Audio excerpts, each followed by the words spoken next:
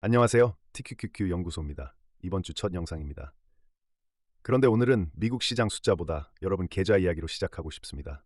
지난주 한국 주식 하시는 분들, 코스피는 또 사상 최고치를 갈아치웠다는데 정작 본인 계좌 열어보고 한숨 쉬신 분 많으셨을 겁니다. 한 경제지 기사 제목이 그 심정을 그대로 옮겨놨더군요. 왜 내 계좌만 파란불이냐? 다른 한 방송사는 더 노골적으로 뽑았습니다. 코스피 또 최고치인데 10종목 중 9종목은 하락. 지수는 신고가인데 4종목은 빠지는 이 기묘한 분열. 이게 지난주를 정의하는 단 하나의 단어입니다. 쏠림이요. 그리고 오늘 제가 이 영상 끝까지 같이 보여드리고 싶은 건 이 쏠림이라는 병이 서울에만 있는 게 아니라는 사실입니다. 똑같은 증상이 지금 뉴욕에도, 도쿄에도, 타이베이에도 동시에 번지고 있어요. 지난주 전 세계 주식시장은 겉으로는 축포를 쐈는데 그 축포를 쏜 건 극소수의 거인들이었고 나머지 대다수는 조용히 뒤로 밀려났습니다. 오늘 영상을 끝까지 보시면 앞으로 어떤 나라의 어떤 지수가 신고가를 찍었다는 뉴스를 보든 그게 건강한 상승인지 아니면 속이 텅 빈 상승인지를 단 한 가지 숫자로 판별하는 렌즈를 가져가시게 됩니다. 그리고 그 렌즈가 왜 하필 이번 주에 가장 중요한지도요. 이번 주는 그 텅 빈 속을 시험대에 올리는 사건들이 줄줄이 대기하고 있거든요. 자, 먼저 서울입니다. 지난주 코스피는 한 주 만에 8% 넘게 뛰었습니다. 금요일 종가는 8,476, 종가 기준으로도 장중으로도 사상 최고치였어요.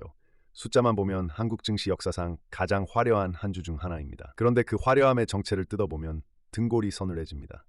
지난주 코스피에 상장된 종목 922개 가운데 무려 88%인 820개 종목이 하락했습니다. 오른 종목은 단 10%, 92개뿐이었어요. 10종목 중 9개가 빠졌는데 지수는 사상 최고치. 어떻게 이게 가능할까요? 답은 두 종목에 있습니다. 삼성전자와 SK하이닉스. 이 두 회사의 시가총액을 합치면 코스피 전체 시가총액의 절반에 달합니다. 역사상 처음 있는 일이에요. 다시 말해 지금 코스피라는 지수는 한국을 대표하는 922개 기업의 평균이 아니라 사실상 반도체 두 종목의 그림자입니다. 이 둘이 오르면 나머지 900개가 다 빠져도 지수는 신고가를 씁니다.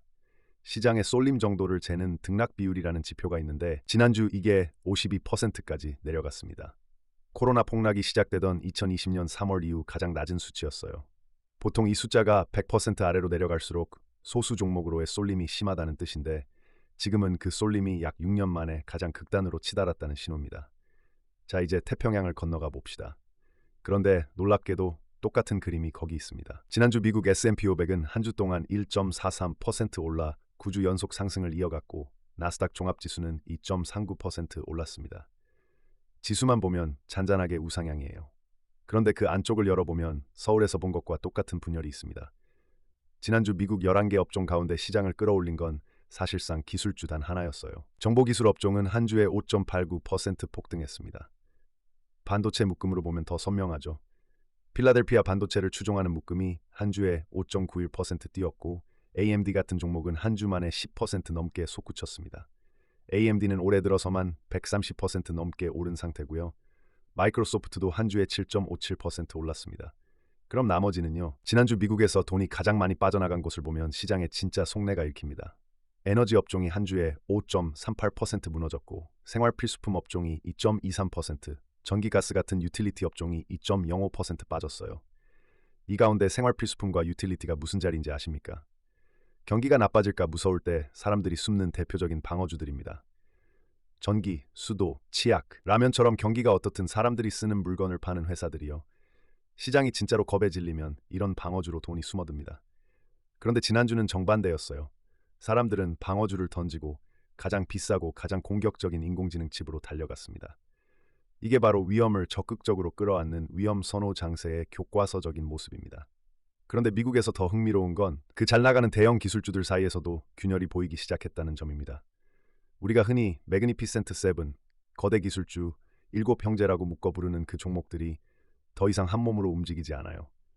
지난주만 봐도 마이크로소프트가 7.57% 오르고 메타가 3.65% 오를 때 정작 지난 2년간 시장의 왕이었던 엔비디아는 한 주 동안 오히려 1.95% 빠졌습니다. 구글도 소폭 하락했고요. 올해 누적으로 보면 분열이 더 선명합니다. AMD가 올해 130% 넘게 폭주하는 동안 마이크로소프트와 메타는 사실 올해 들어 아직 마이너스 구간에서 이제 막 손실을 메우고 올라오는 중이에요. 똑같이 거대 기술주라고 한 바구니에 담아두지만 그 안에서 누구는 날아오르고 누구는 이제야 본전을 회복하는 완전히 다른 속도로 가고 있다는 겁니다. 일곱 형제를 하나의 트레이드로 보던 시대가 끝나가고 있어요. 앞으로는 거대 기술주라는 묶음이 아니라 그 안에서 누가 진짜 인공지능 매출을 만들어내느냐로 종목이 갈릴 겁니다. 이 분열을 못 보고 일곱 형제를 통째로 갔다고 생각하면 한쪽은 날아가는데 내 종목만 제자리인 상황을 만날 수 있어요.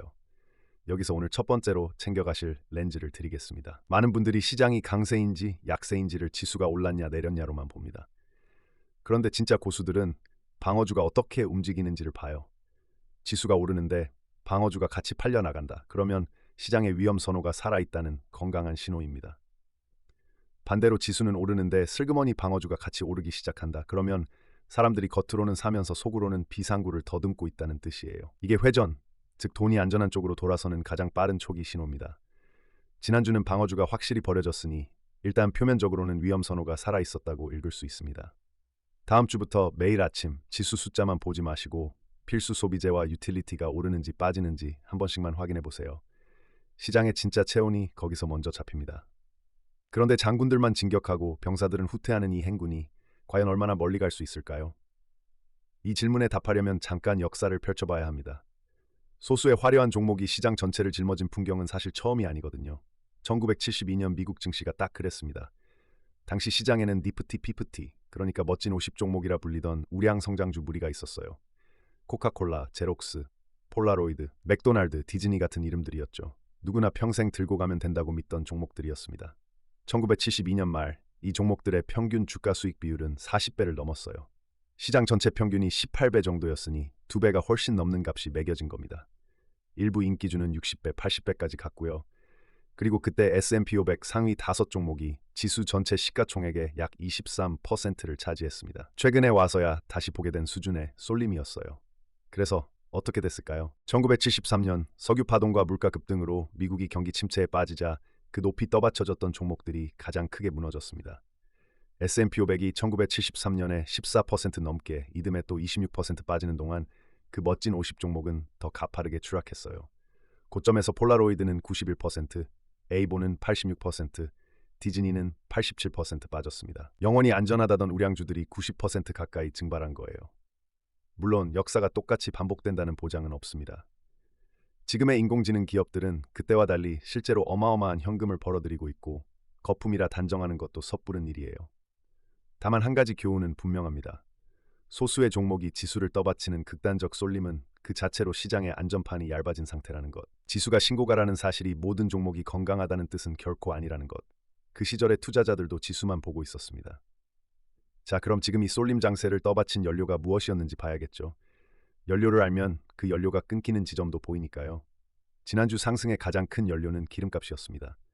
국제 유가가 무너졌어요. 서부 텍사스산 원유의 한 주 낙폭이 9.57%, 브렌트유는 12% 빠졌습니다. 한 달 기준으로 보면 브렌트유는 20% 가까이 흘러내렸어요.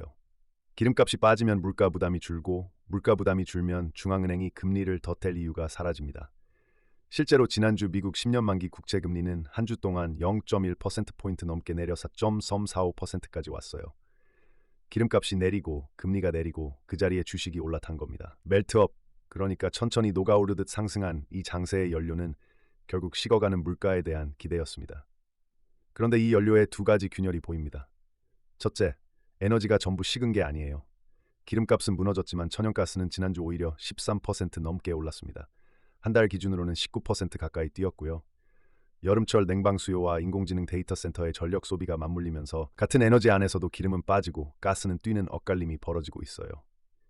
에너지 가격이 일방적으로 평화롭게 내려가는 그림은 아니라는 겁니다. 둘째, 그 기름값 하락의 핵심 명분이었던 미국과 이란의 긴장 완화가 아직 종이에 서명되지 않았습니다. 바로 이 지점이 이번 주말 시장에 그대로 비쳤어요. 이번 영상은 한국 시각으로 월요일 이른 아침 미국 선물이 다시 열리기 직전에 만들고 있습니다. 그래서 지금 참고할 수 있는 건 주말 동안의 장외 호가뿐인데요.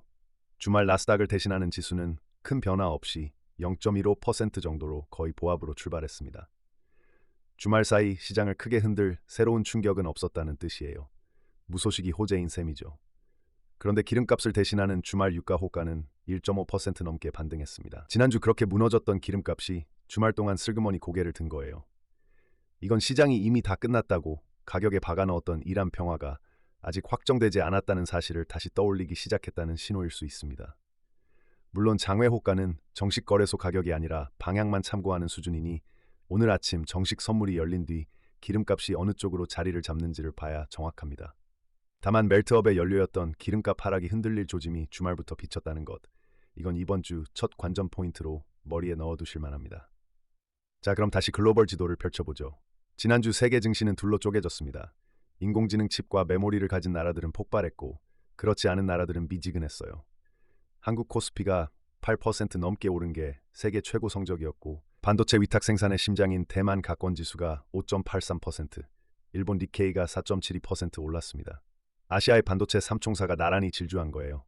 반면 중국 상하이 종합은 1% 넘게 빠졌고 홍콩 항해도 1.65% 하락했습니다. 유럽의 독일은 0.87% 오르는데 그쳤고 영국은 오히려 빠졌어요. 무슨 뜻일까요? 지난주 전 세계 자금은 국가를 본 게 아니라 인공지능 칩이라는 단 하나의 테마를 보고 움직였다는 겁니다. 그 테마를 가진 나라로만 돈이 빨려 들어갔어요. 쏠림은 종목 단위에서만 일어난 게 아니라 국가 단위에서도 똑같이 벌어진 겁니다. 이렇게 전 세계가 인공지능 칩이라는 단 하나의 이야기 위에 좁게 올라탄 채 이번 주에 진짜 무대를 맞이합니다. 이번 주는 두 개의 큰 축으로 흘러갑니다. 하나는 미국 경제의 체온을 재는 고용 주간이고 다른 하나는 인공지능 칩 이야기의 진위를 가릴 결정적 실적 발표입니다. 먼저 경제 지표 쪽입니다. 한국 시각으로 월요일 밤 미국의 제조업 경기를 보여주는 공급관리협회 제조업 지수가 발표됩니다. 시장은 53.3 정도를 예상하고 있어요. 그런데 제가 이 발표에서 정작 눈여겨보시라고 권하고 싶은 건 전체 지수가 아니라 그 안에 들어있는 가격 항목입니다. 이 제조업 물가 항목의 예상치가 85.3인데 이게 상당히 높은 수준이에요. 무슨 뜻이냐면 공장 단계에서 원자재와 부품 가격이 여전히 뜨겁다는 신호입니다. 지난주 멜트업의 연료가 식어가는 물가에 대한 기대였다고 말씀드렸죠. 그런데 만약 이 제조업 물가가 예상보다 더 뜨겁게 나오면 그 연료에 대한 믿음에 금이 갑니다. 기름값은 내렸는데 공장 물가는 안 내린다. 이런 그림이 나오면 금리 인하 기대가 흔들릴 수 있어요. 그리고 한국 시각 화요일 밤에는 미국의 구인 건수가 나옵니다. 일자리가 얼마나 열려 있는지를 보는 지표인데 고용시장이 식고 있는지 아닌지를 가늠하는 첫 단추예요. 이게 이번 주 고용 주간의 서막입니다. 왜 고용 주간이냐면 이번 주 금요일 밤에 5월 미국 고용 보고서가 발표되기 때문입니다. 한 달에 한 번 나오는 이 고용 보고서는 미국 중앙은행이 금리를 어떻게 할지를 결정하는 가장 중요한 데이터 중 하나예요. 왜 고용 숫자 하나에 인공지능 칩이 흔들리냐고요? 여기에 지렛대가 하나 숨어 있습니다. 인공지능 기업들은 대부분 지금 당장의 이익보다 먼 미래의 이익을 보고 값이 매겨진 성장주예요. 그런데 금리가 오르면 그 먼 미래의 이익을 오늘의 가치로 환산할 때 깎이는 폭이 더 커집니다.